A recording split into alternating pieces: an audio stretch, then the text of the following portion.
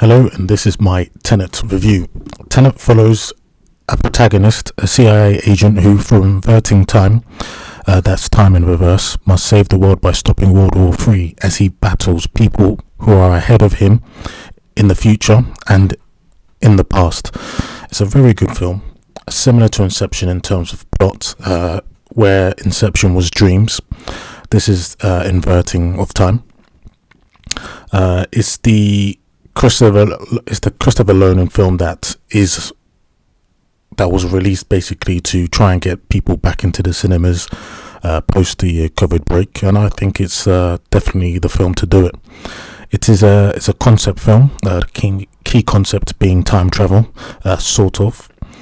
It's a confused spy thriller with little spying, in my opinion, but a spy thriller with a sci-fi twist. Tenet will be loved by many, hated by many too. Tenet is a more confusing film than Inception, in my opinion.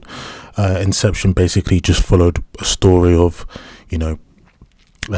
dreams are gateways to people's secrets, to penetrate people's safe or secrets per se. You basically just had to go into their dreams, and while there was in their subconscious, basically steal the secrets. It was kind of like a heist film, whereas this is more of a spy film, sort of Cold War type thriller.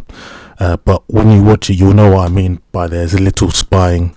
It's more just on the concept. It's more on the concept of time than, say, spying. This movie, it does not beat his best, which for me is still Inception and Interstellar, but it is a solid 8, and definitely something that will be liked by core Nolan fans. If you're a core Nolan fan like myself, this is definitely a film to see. The average moviegoer may find it confusing, but there are, again, as we've come to expect with Christopher Nolan films now, some of the shots are just breathtaking. He's one of the best directors out, in my opinion. His cinematography is second to none. I've always liked Nolan's filming style. It's very the way he mixes his films, the way the color grading of his films, the way they're styled is very interesting. And it's a film definitely for the cinema. I think you have to be in a cinema to see it.